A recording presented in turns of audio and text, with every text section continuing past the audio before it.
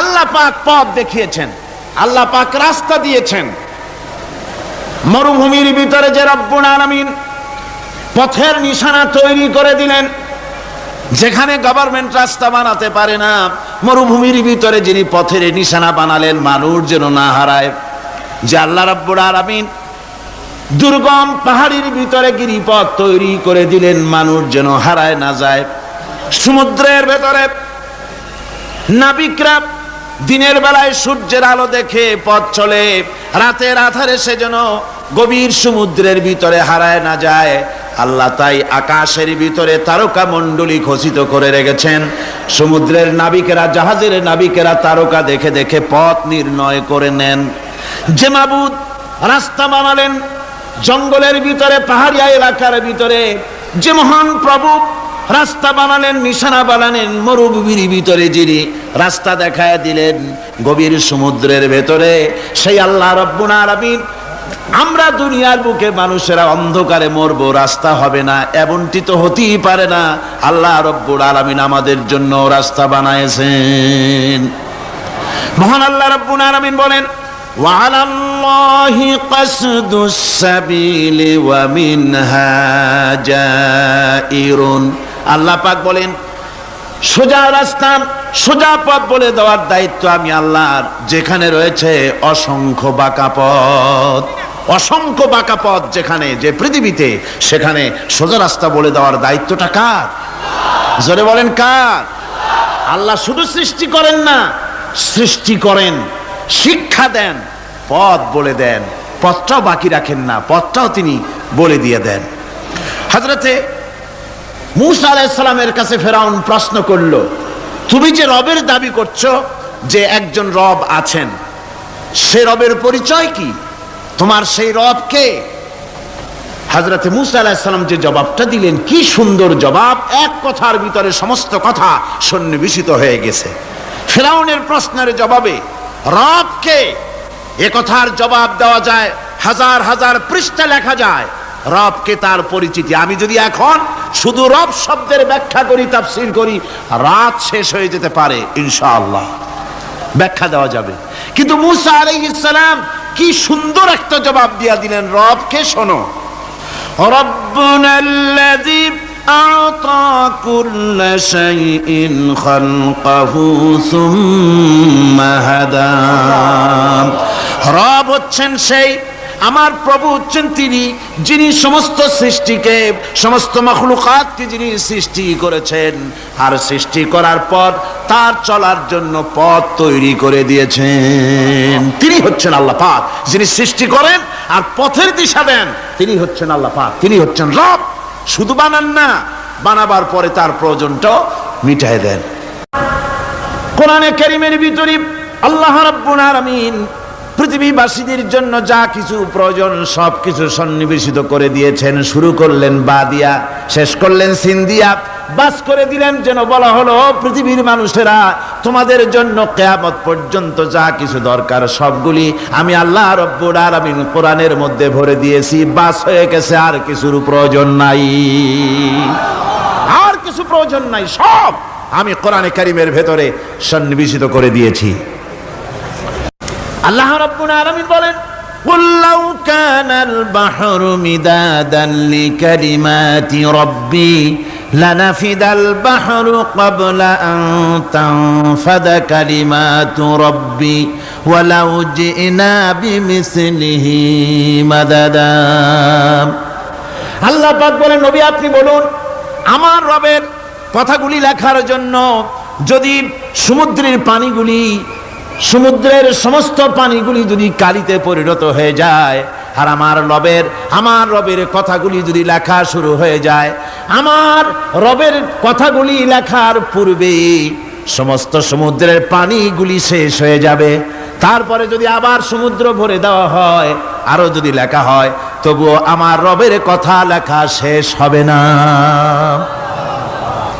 আল্লাহ রাব্বুল আলামিন বলেন, ولو أن ما في الأرض من شجرة أقلام والبحر يمده من بعده 7 أبحر ما نفدت كلمة الله আল্লাহ রাব্বুল আলামিন বলেন মা নাফিদাত কালিমাতুল্লাহ আল্লাহ পাক বলেন 7টা সমুদ্রের পানি যদি একত্রিত করা হয় 7টা সমুদ্রের পানি যদি এক জায়গায় করা হয় এই পানিগুলি যদি কালিতে পরিণত হয়ে যায় আর পৃথিবীর সমস্ত গাছগুলি যদি কলমে পরিণত হয়ে যায় ওই গাছগুলি দিয়ে যদি ওই পানি রূপ কালি দিয়ে আমার প্রভুর কথা আল্লাহ রাব্বুল আলামিনের কোরআনের কথা যদি লেখা শুরু হয়ে যায় লিখতে লিখতে সমস্ত পানিগুলি গাছগুলি শেষ হয়ে যাবে আল্লাহ পাকের কালামের ব্যাখ্যা লেখা শেষ হবে না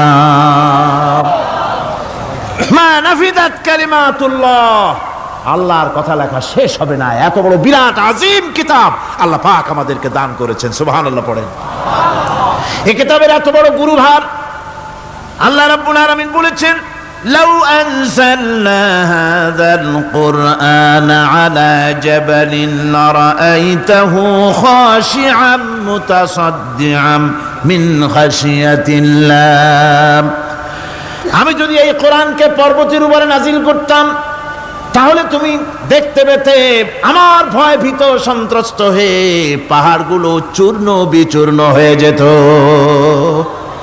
এত বড় আসিম কিতাব আমি তোমাদেরকে দান করেছি যার গুরুভার বহন করতে কেউ রাজি হয়নি পাহাড় পর্বত কেউ রাজি হয়নি মানুষ রাজি হয়েছে এই মানুষের উপরে আমি এটা অবতীর্ণ করেছি গোটা বিশ্ববাসীর সামনে এই কিতাব আমি দিয়েছি তোমাদেরকে এর দ্বারা হেদায়েত তোমরা গ্রহণ করবে কিয়ামতের দিন আল্লাহর এই বিরাট নিয়ামত আমাদেরকে দান করলেন আমরা এই নিয়ামতের নাশকর করেছি অর্থাৎ এই কোরআনকে আমরা ব্যবহার করেছি সঠিকভাবে করি নাই বেঠিকভাবে করেছি প্রথম দিন দ্বিতীয় দিন আমি বলেছি কোরআন শরীফকে শুধু তাবিজ তুমারের জন্য শুধু সওয়াবের জন্য তেলাওয়াত করেছি আসলে শুধু সওয়াবের জন্য তো আসেনি কোরআন কোরআন বুঝতে হবে আমল করতে হবে তবে না শান্তি পাবো আপনি যদি কোরআন হচ্ছে মানুষের জীবন সমস্যার সমাধানের গ্রন্থ ওষুধ খেলে রোগ ভালো হয় ওষুধ খেলে কি হয় কেউ যদি সকাল বেলায় তসবিহ হাতে নিয়ে 500 বার পড়ে ওষুধ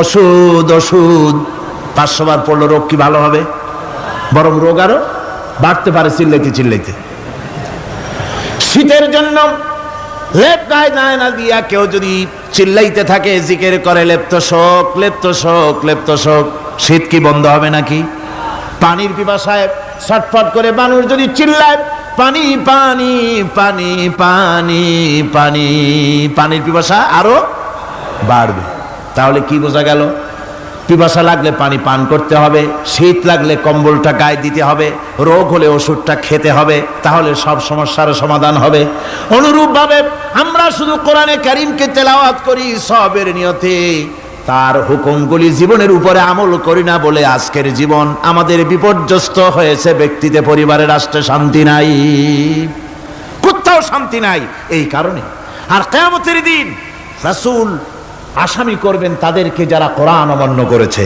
রাসূল হবেন বাদী বাদী হবেন কে যারা বলেন কে বাদী হবেন রাসূল আসামি হবে কারা যারা কোরআন ছেড়ে দিয়েছে আল্লাহ রাব্বুল আলামিন বলেন وقال الرسول يا رب إن قوم اتخذوا هذا القرآن مهجورا কিয়ামতের দিন রাসূল আল্লাহর দরবারে ফরিয়াদ করবেন আয় আমার রব আয় আমার আল্লাহ তাআলা এই সমস্ত লোকগুলি তোমার কালামকে তোমার কোরআনকে অপ্রয়োজনীয় জিনিস বলে তারা পরিত্যাগ করেছিল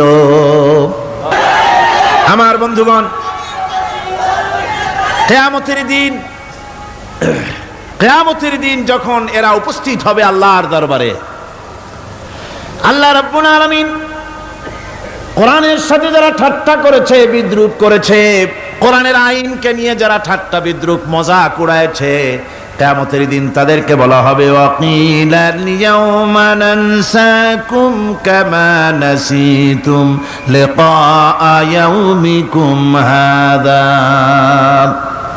কিয়ামতের দিন আল্লাহ রাব্বুল আলামিন কোরআনের ঠাট্টাকারী কোরআনের বিদ্রুপকারী, কোরআনের আইনের অমান্যকারীদেরকে বলবেন আমি আজকে তোমাদের ভুলে গেলাম, যেমন করে তোমরা এই দিনে আমার সঙ্গে সাক্ষাৎকারের কথা ভুলে গিয়েছিলে। তোমরা যেমন আমার আজকের এই কিয়ামতের দিনের কথা যারা ভুলে গিয়েছিলে, আজকে আমিও তোমাদেরকে ভুলে গেলাম। এরপরে কি হবে? ওয়ামাওয়াকুমুন নার ওয়ামা লাকুম মিন নাসিরিন। আল্লাহ পাক বলেন এরপরে এদের জায়গা হবে জাহান্নাম, আর এদের সাহায্যকারীও কেউ থাকবে না, জাহান্নামে চিরকাল থাকতে হবে। এটা এই জন্য যে তারা আল্লাহর কোরআনের সঙ্গে ঠাট্টা করেছে, বিদ্রুপ করেছে, কোরআনের আইন মানে নাই, কোরআনের আইনকে অমান্য করে চলেছে। এই জন্য কিয়ামতের দিন আল্লাহ রাব্বুল আলামিন তাদেরকে শাস্তি প্রদান করবেন। কোরআন পৃথিবীর বুকে আল্লাহ নাজিল করেছেন, শুধু তেলাওয়াত করবেন ঝুলে ঝুলে, এজন্য নয়। কি জন্য নাজিল হলো? এবার উদ্দেশ্য শুনুন। আল্লাহ পাক বলেন আর রহমান আল্লামাল কোরআন। আল্লাহ রাব্বুল আলামিন তিনি হলেন এমন দয়াবান, এমন রহমান, যিনি কোরআন শিখালেন। কি কারণে শিখালেন? কোরআন নাজিলের উদ্দেশ্য কি? আল্লাহ পাক বলেন ইন্না আনজালনা ইলাইকাল কিতাবা বিল হাক্কি লিতাহকুমা বাইনান নাসি বিমা আরাকাল্লাহ। আল্লাহ পাক বলেন এই কিতাব আমি আপনার প্রতি অবতীর্ণ করেছি এই জন্যে যাতে করে আপনি আল্লাহর প্রদর্শিত এই বিধান অনুযায়ী মানুষের উপরে বিচার ফয়সালা করতে পারেন। মানুষের উপরে আইন চলবে আল্লাহ। কার আইন? জোরে বলেন কার আইন? আলা লাহুল খালক ওয়াল আমর। সৃষ্টি যার, আইন চলবে কার? আল্লাহ পাক বলেন এই জন্য নাজিল করলাম, কোরআন নাজিল করেছি যাতে করে কোরআনের আইন দিয়ে বিচার ফয়সালা করতে পারেন, সেই জন্যই কোরআন নাজিল করলাম। আসলে আল্লাহর নবীর এই পৃথিবীতে আগমনের উদ্দেশ্য ওটাই ছিল। হুয়াল্লাযী আরসালা রাসূলাহু বিল হুদা ওয়া দীনিল হক লিইয়ুযহিরাহু আলাদ-দীনি কুল্লিহি ওয়া কাফা বিল্লাহি শাহীদা। আল্লাহ রাব্বুল আলামিন বলেন আমি আমার রাসূলকে দ্বীনে হক, সত্যের বিধান সহকারে দুনিয়ায় প্রেরণ করেছি। লিইয়ুযহিরাহু আলাদ-দীনি কুল্লিহি আয় লিইয়ুগলিবাহু আলা সাইরিল আদিয়ান। সমস্ত আদিয়ানে বাতিলের উপরে আমার দিনকে বিজয়ী করে দেওয়ার জন্য আমি রাসূলের কাছে কিতাব সহকারে তাকে অবতীর্ণ করেছি। এ দায়িত্ব শুধু মুহাম্মদ সাল্লাল্লাহু আলাইহি ওয়াসাল্লামের ছিল না, দুনিয়ার উপরে আল্লাহর দিন কায়েম করা, আল্লাহর বিধান অনুযায়ী মানুষের বিচার ফয়সালার দায়িত্ব শুধু মুহাম্মদ সাল্লাল্লাহু আলাইহি ওয়াসাল্লামের ছিল না, সমস্ত নবীদের ছিল। কাদের ছিল? সব নবীদের ছিল। ফাবাসাল্লাহু আন-নাবিয়্যিনা মুবাশশিরিনা মুনজিরিন وأنزل معهم الكتاب بالحق ليحكم بين الناس। আল্লাহ পাক বলেন সমস্ত নবীদের কাছে আমি কিতাব অবতীর্ণ করেছি এই জন্য যে তারা সহজ এবং সোজা পথে যারা চলতে চায় তাদেরকে তিনি সুসংবাদ দিবেন, আর বাঁকা পথে যারা চলবে তাদেরকে তিনি জাহান্নামের ভীতি প্রদর্শন করবেন। আর আমি তার উপরে যে কিতাব অবতীর্ণ করেছি এই কিতাব দিয়ে জনগণের উপরে বিচার ফয়সালা করবে, আইন চলবে আল্লাহর কিতাব দিয়ে। আইন চলবে কি দিয়ে? আল্লাহর কিতাব দিয়ে। আল্লাহর কিতাব অনুযায়ী জনগণকে পরিচালিত করবেন। এই জন্য আমি এই কোরআনকে নাজিল করেছি, অতীত এই কিতাবগুলি নাজিল করেছি। কুল ইয়া আইয়ুহান নাসু ক্বাদ জাআকুমুল হাক্কু মির রাব্বিকুম। আল্লাহ পাক বলেন নবী আপনি বলে দেন, আপনি বলুন হে মানব সকল, আল্লাহর পক্ষ থেকে তোমাদের জন্য মহাসত্য এসেছে। এই মহাসত্য যদি অনুসরণ করো তোমাদের জন্য কল্যাণকর হবে। ওমান দাল্লা ফাইন্নামা ইয়াদুল্লু আলাইহা। আর যদি কোরআনকে অমান্য করো, আল্লাহর কিতাবকে অমান্য করো, তাহলে তোমাদের জন্য অকল্যাণ হবে। আজ আপনারা বলেন আল্লাহর কিতাবের আইন কি আমাদের দেশে চলে? কোরআনের আইন কি চলে? চলে না। কোরআনের আইন চলে না। আমরা কি খুব শান্তিতে আছি? খুব আরামে আছি? শ্রমিকরা তাদের শ্রমের মূল্য পায়, কৃষক তার উৎপাদিত পণ্যের সঠিক দাম পায়, নারী তার সতীত্বের মর্যাদা পায়। জনগণ কি আরামে ঘুমাতে পারে? না, জনগণ রীতিমতো দুবেলা পেট পুরে সমস্ত জনগণ খেতে পারে। এর একমাত্র কারণ হচ্ছে কোরআনের আইনকে অমান্য করা হয়েছে। ভালো করে কান পেতে শুনুন, আল্লাহ রাব্বুল আলামিন কোরআনে কারীমের মধ্যে পরিষ্কার করে বলেছেন, ওয়া মান লাম ইয়াহকুম বিমা আনজালাল্লাহু ফাউলাইকা হুমুল কাফিরুন। যারা নাকি আমার দেওয়া বিধান অনুযায়ী, কোরআন অনুযায়ী যারা বিচার ফয়সালা করে না, ফাউলাইকা হুমুল কাফিরুন, ফাউলাইকা হুমুজ জালিমুন, ফাউলাইকা হুমুল ফাসিকুন। যারা আমার দেওয়া বিধান অনুযায়ী বিচার ফয়সালা করে না, তারা কাফির, তারা জালিম, তারা ফাসিক। সুতরাং এর ভিতরে এই জুলমের মধ্যে জালিমদের অন্তর্গত, ফাসিকদের অন্তর্গত হয়ে বাংলাদেশের বহু মুসলমান, পৃথিবীর বহু এলাকার মুসলমান এর মধ্যে লিপ্ত হয়ে আছে। কোরআনের আইন চালু না করলে পরে, কোরআনের আইন না মানলে পরে জালিম হতে হবে, কাফির হতে হবে, ফাসিক হতে হবে। অর্থাৎ যতখানি না মানবেন ততখানি এই বিশেষণে বিভূষিত হতে হবে। এক শ্রেণীর লোক আছে যারা বলে বেড়ান ধর্ম আর রাজনীতি আলাদা। বলেন কিনা, কর জোরে বলেন, বলে কিনা? ধর্ম আর রাজনীতি আলাদা। তারা বলেন আমরা ধর্ম নিরপেক্ষ থাকতে চাই। তারা কি থাকতে চায়? ধর্ম নিরপেক্ষ থাকতে চায়। কোরআনে কারিমে এই ধর্ম নিরপেক্ষবাদীদের ব্যাপারে কোরআন কি বলছে শুনুন। আল্লাহ রাব্বুল আলামিন বলেন, আলাম তারা ইলাল্লাযীনা ইয়াজউমুনা আন্নাহুম আমানু বিমা উনজিলা ইলাইকা ওয়া মা উনজিলা মিন ক্বাবলিক।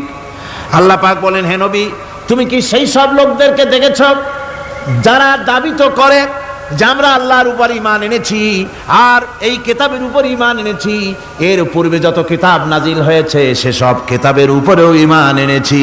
ধর্মনিরপেক্ষবাদীরা তারা তো বলে না যে আল্লাহ মানি না, কোরআন মানি না, একথা বলে না, ওটা বলে না। কি বলে? সেই বলা কথাটাই আল্লাহ এখানে অনেক আগে বলে রেখেছেন। ওরা বলে যে আমরা অবশ্যই আল্লাহকে মানি, আল্লাহর কিতাব মানি, এর পূর্বে যত কিতাব নাজিল হয়েছে সেগুলোও মানি, তবে ইউরিদুনা আইয়াতাহাকামু ইলাত তাগুত, তারা চায় তাদের জীবনের সমস্ত সমাধান সমস্যার জন্য তাগুতের কাছে যেতে চায়। তাগুতকে, আল্লাহকে বাদ দিয়ে তারা যেতে চায় কোথায়? তাগুতের কাছে। জোরে বলেন, কিসের কাছে যেতে চায়? তাগুতের কাছে। তাগুত বলে কারে? তাগুত বলা হয় যে নিজে আল্লাহর আইন মানে না এবং অপরকেও আল্লাহর আইন অমান্য করতে বাধ্য করে, তাকে বলা হয় তাগুত। ওরা বলে ধর্ম আর রাজনীতি আলাদা। কোরআন মানি কিন্তু কোরআনের আইন মানি না। ওরা কোরআন মানে ঠিকই, বলে যে কোরআন মানি, কিন্তু কোরআনের আইন মানে। তাহলে এ মানি বলার অর্থটা কি? এর মূল্যটা কোথায়? কোরআন যদি মানো তো কোরআন বলেছে সুদ খেও না।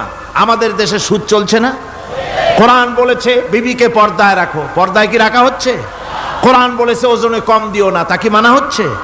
কোরআন বলেছে আমার আইন দিয়ে দেশ শাসন করো, তা কি করা হচ্ছে? সুতরাং ধর্মনিরপেক্ষ মতবাদ যেটা, এই মতবাদটা কোরআনের দৃষ্টিতে কুফরি মতবাদ। ধর্মনিরপেক্ষ মতবাদ কি? জোরে বলেন, ধর্মনিরপেক্ষ মতবাদ কি? কোন মুসলমান, যে ব্যক্তি নিজেকে মুসলমান বলে দাবি করে, ধর্মনিরপেক্ষ মতবাদ সে বিশ্বাস করতে পারে না। জায়েজ নাই, হারাম। আফাতুমিনুনা বিবাদিল কিতাব ওয়া তাকফুরুনা বিবাদ। তোমরা কোরআনের কিছু অংশকে মেনে নিবে আর কিছু অংশকে করবে অস্বীকার।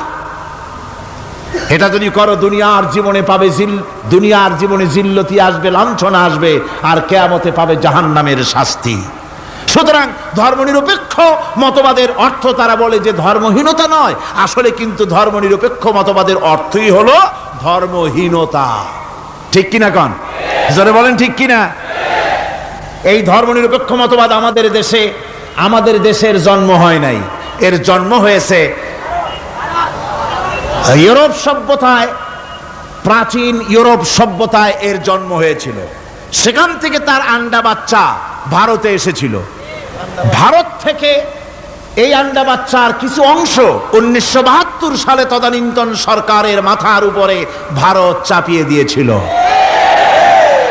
সেই ধর্মনিরপেক্ষ মতবাদ 1972 সনের সংবিধানে লেখা হলো, কিন্তু 1982 সনে যখন সংবিধান আবার অ্যামেন্ডমেন্ট করা হলো, তখন ধর্মনিরপেক্ষতার কপালে ঝাঁটা মেরে বিদায় করা হয়েছে। বাংলাদেশে ধর্মনিরপেক্ষ মতবাদ চলতে পারে না।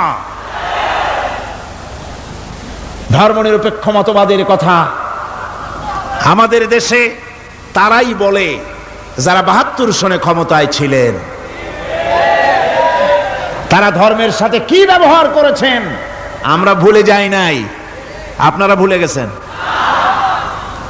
১৯৭২ সনে দেশের সমস্ত বিশ্ববিদ্যালয়ের মনোগ্রাম থেকে ইকরা বিস্মি রাব্বিকাল্লাযী খালাক রাব্বি জিদনি ইলমা কোরআনে কারীমের এই আয়াতকে বিদায় করে দেওয়া হয়েছিল।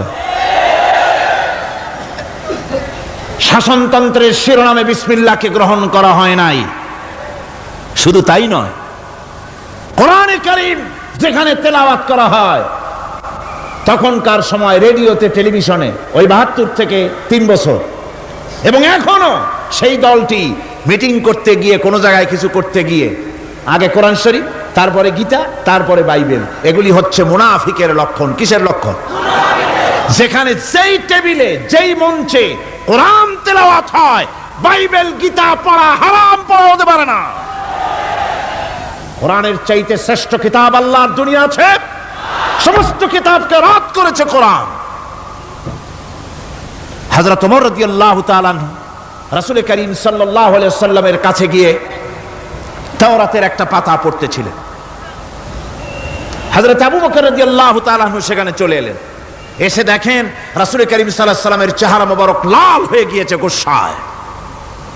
হযরত আবু বকর বললেন, ওমর, তুই যদি এর থেকে মরে যেতিস, তুই যদি এর থেকে মরে যেতিস, তুই যদি এর থেকে মরে যেতি। 3 বার বললেন। হযরত ওমর শিউরে উঠলেন, হতচকিত হয়ে উঠলেন। আবু বকর আমাকে মরার কথা বলছেন কেন? তিনি তাকিয়ে দেখেন রাসূল করিম সাল্লাল্লাহু আলাইহি ওয়াসাল্লামের চেহারা মোবারক গোসায় লাল হয়ে গিয়েছে।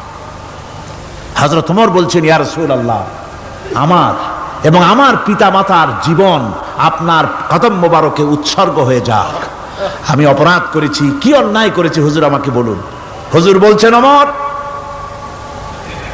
তুমি যে তাওরাতের পাতা আমার সামনে পড়তেছো, এই তাওরাত যার উপরে নাজিল হয়েছিল, সেই মুসা আলাইহিস সালাম যদি আজকে বেঁচে থাকতেন, তাহলে আমার উম্মতের ভিতরে শামিল হয়ে যাওয়া তার জন্য ফরজ হয়ে যেত। অতীতের সমস্ত কিতাবকে রদ করা হয়েছে, সমস্ত শরিয়াতকে বন্ধ করা হয়েছে। সুতরাং কোন মুসলমানের প্ল্যাটফর্মে যেখানে কোরআন তেলাওয়াত হয়, বেদ, বাইবেল, গীতা পড়া হারাম সেখানে। এই মুনাফিকরা তাও করে থাকে। আমার মুসলমান ভাইয়েরা, নজরুল ইসলাম কলেজের ইসলাম শব্দ বাদ দিয়ে নজরুল কলেজ করা হয়েছিল। সলিমুল্লাহ মুসলিম হলের মুসলিম শব্দ বাদ দিয়ে শুধু সলিমুল্লাহ হল করা হয়েছিল। তার মানে ধর্ম এদের কলিজায় আগুন জ্বালিয়ে দেয়। ইসলামের নাম বরদাস্ত হয় না, কোরআনের নাম বরদাস্ত হয় না। আর বরদাস্ত হয়নি বলেই আল্লাহ পাক তার ইন্তেকাম নিয়েছেন। আমার বক্তব্য হচ্ছে, কোরআনে কারীম পৃথিবীতে এসেছে শাসন করতে দুনিয়াকে। তার মধ্যে রয়েছে রাজনীতি, অর্থনীতি, সব কিছু। এই বিচার ফয়সালা কোরআন থেকে যারা গ্রহণ করে না, রাসূলকে যারা বিচারক মানে না, তাদের সম্পর্কে আল্লাহ পাক কি বলছেন শুনুন। ফালা ওয়া রাব্বিকা লা ইউমিনুনা হাত্তা ইউহাক্কিমুকা ফীমা শাজারা বাইনাহুম সুম্মা লা ইয়াজিদু ফী আনফুসিহিম হারাজাম মিম্মা কাদাইতা ওয়া ইউসাল্লিমু তাসলিমা। আল্লাহ রাব্বুল আলামিন বলেন, ফালা ওয়া রাব্বিক, কখনো নয় হে নবী, আপনার রবের কসম, কখনোই নয়। ওরা মুমিন নয় যারা নাকি তাদের জীবনের সব কিছুর ব্যাপারে যতক্ষণ পর্যন্ত আপনাকে বিচারক না মানে, আপনার দেওয়া ফয়সালাকে গ্রহণ না করে, এবং আপনি বিচার করার পর ফয়সালা দেওয়ার পরে এটার উপরে দ্বিধাহীন চিত্তে মেনে যতক্ষণ না নিবে, ততক্ষণ পর্যন্ত তারা যত ঈমানের দাবি করুক, তারা আসলে মুমিন না। এ ফতোয়া কার? এ ফতোয়া কার? আল্লাহ রাব্বুল আলামিনের ফতোয়া কখনো মুমিন হতে পারবে না যারা রাসূলুল্লাহকে ফয়সালাকারী হিসেবে গ্রহণ না করবে, কোরআনকে সংবিধানের উৎস হিসেবে গ্রহণ না করবে।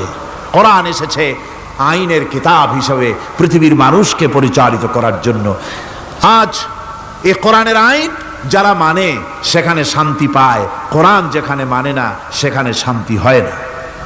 আল্লাহ পাক পরিষ্কার বলেছেন এই কোরআনের আইন মেনে চলো। আর যারা এই কোরআনকে অমান্য করবে তাদের শাস্তি কি হবে? আল্লাহ পাক বলেন, আল্লাযীনা কাযযাবু বিল কিতাবি ওয়া বিমা আরসালনা বিহি রুসুলানা ফাসাউফা ইয়ামালুন।